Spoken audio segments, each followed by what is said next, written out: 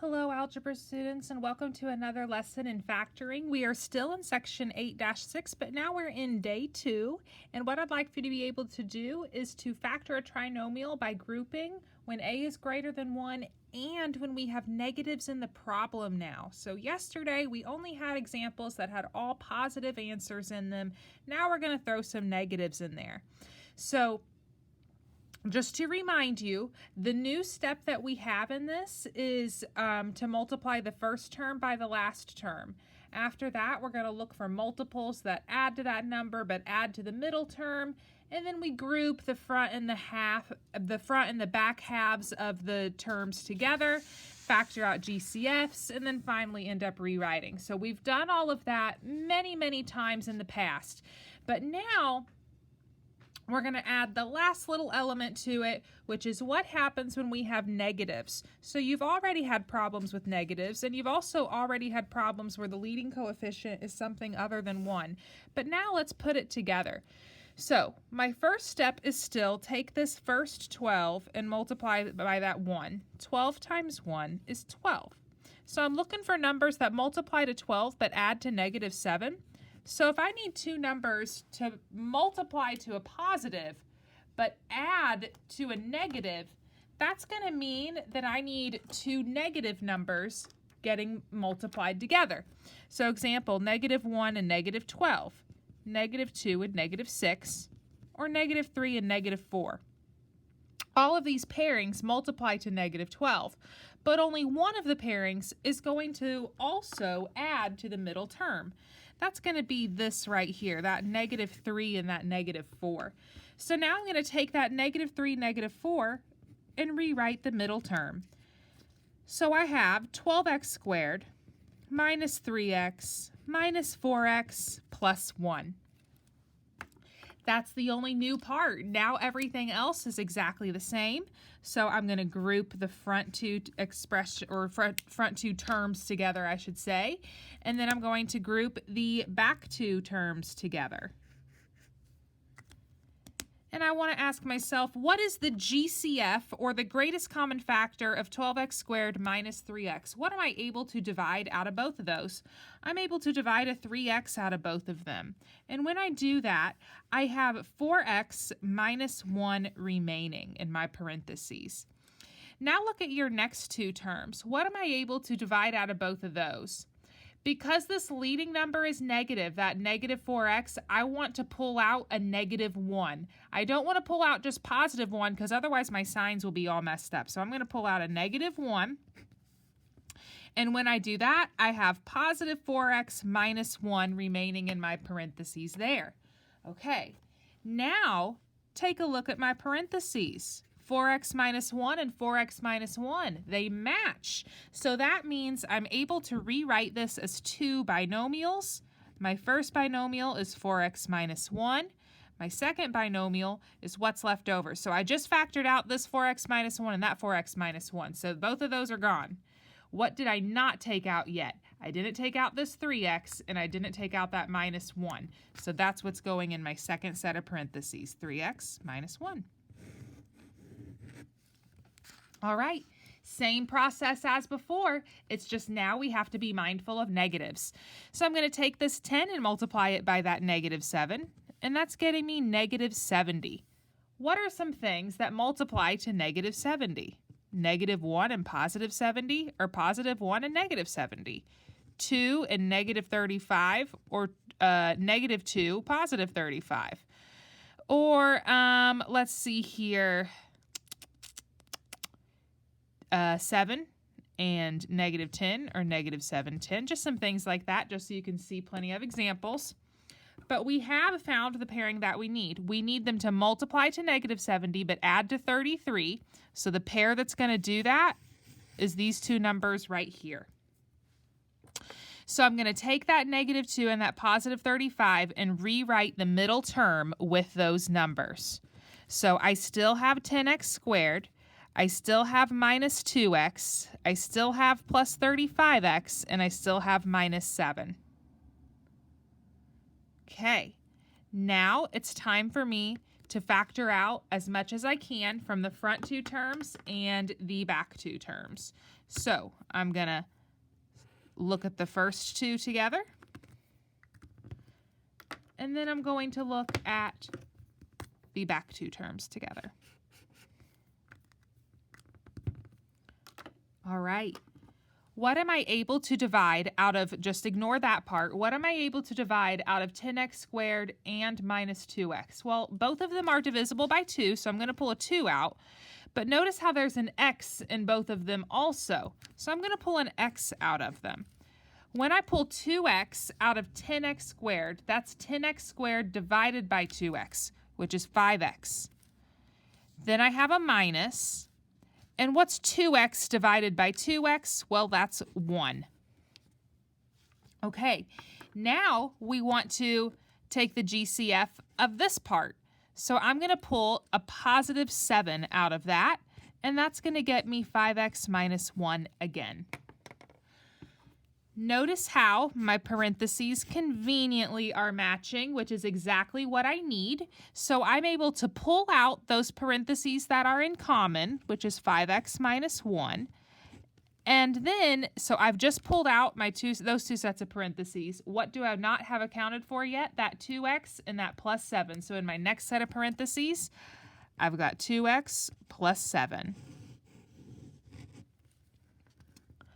All righty. Turning our paper over, we're going to do example C, and then we'll jump down to some later parts in the section. So, in example C, same process. Leading coefficient is not 1, so I'm going to have to take that 4 and multiply it by the last term, which is negative 7. So 4 times negative 7 is negative 28. Now I'm looking for things that multiply to negative 28 but add to 3. So I'm going to have one positive and one negative. So negative 1 and 28, or 1 and 28. And negative 28, sorry. Negative 2 and 14, or 2 and negative 14. It's not going to be divisible by 3. It is divisible by 4, though. So negative 4 and 7, or 4 and negative 7. So these are some things that multiply to negative 28. But only one of these pairs is also going to add to positive 3, that middle number.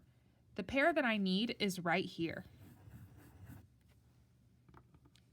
So now I'm going to take that and rewrite this middle expression.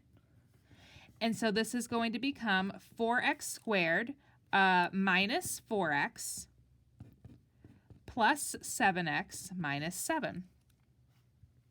That 3x became the minus 4x plus 7x. But if I were to add those two things up, they get me back up here to 3x, so I did not change the value.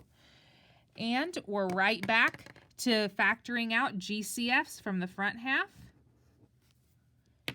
as well as the back half. Alrighty.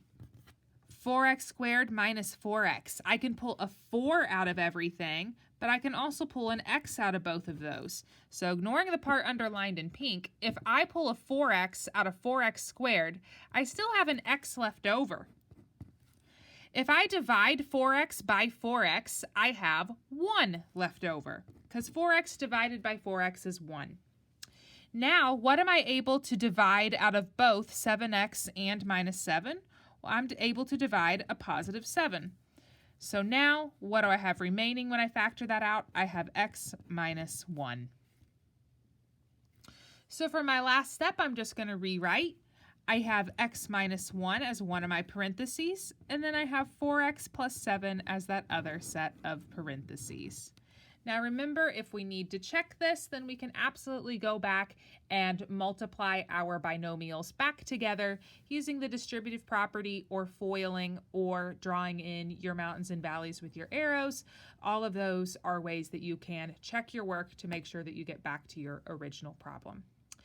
We're going to skip example D in the notes, and we'll do those in class at a later time. We're going to do example A down here, and then that'll be all for today's video. So it says, You can factor out a GCF first before factoring by grouping. So we've already done examples like this in the past where we factor out a GCF. It's just now when we factor out a GCF, we're still going to have a negative in there. So looking at example A, what is a number that I can pull out of 12x squared and 75x and 18? What am I able to divide into all of these? Well, I'm able to divide a 3 out of all of those. So I'm just going to write this 3 up here, and it's going to be floating in this problem for the rest of the way down. So now I'm going to divide each of these terms by 3 in order to factor that out. So that is 4x squared minus 25x plus 6. 12 divided by 3 got me the 4. 75 divided by 3 got me the 25, and 18 divided by 3 got me the 6. At this point, you're working through this exactly the same way that we've been doing before. Take that 4 and multiply it by the 6. Well, 4 times 6 is 24. So I need multiples that multiply to a positive 24, but add to a negative 25. Well, if we want items to multiply positively but add negatively, we are going to have two negatives. So negative 1 and negative 24, or negative 2 and negative 12. Or let's see here. I'll do negative 4 and negative 6 just so you can see that. Okay. Which one of these pairs is going to also add to negative 25? This right up here, negative 1 and negative 24. So I'm going to rewrite that middle term. This 3 is not doing anything. He's just along for the ride, carrying him down. So that 3 is up there, and now I have 4x squared. I'm going to do the minus 24 first, I think. So minus 24x minus 1x plus 6. Okay, now I'm factoring by grouping. So I'm focusing on that front half, and then I'm going to focus on this back half. This 3 is still there. What am I able to divide? Ignore the part in pink. What am I able to divide out of 4x squared and minus 24x? I'm able to divide a 4 out of both of those. But if you stop with 4, you've missed something. They also both have an x in them. Notice how there's an x in this term. This one has x squared, and this one has an x in this term as well. So I'm able to pull an x out of both of those terms. Now, what do I have remaining when I divide that out? Well, I have x minus 6. All right, now we're focusing on the part in pink. What am I able to pull out of a negative x plus 6? Well, they don't really have any numbers in common other than 1. But the thing is, this number right here is negative, and we don't like for negatives to be on x's. So I'm going to factor a negative 1 out to get that x to become positive. But if I take a negative out, then now this positive has to become a negative. So that's going to be x minus 6 as well. We have a lot of parentheses, but don't let them scare you.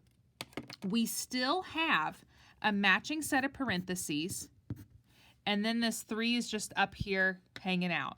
So I have 3, I'm going to carry that down, and then I'm going to carry down my x minus 6. I've taken care of my x minus 6's, and I've taken care of my 3. I'm covering them all up. What have I not carried down yet? I have not carried down the 4x, and I have not carried down the minus 1. So I need to pull those two parts down to write my next expression, or my next binomial. So that's going to be 4x minus 1, and there is our solution. We're also going to do example B and C in our notes at a later time during class. So until then, have a great night, and I hope to see you soon.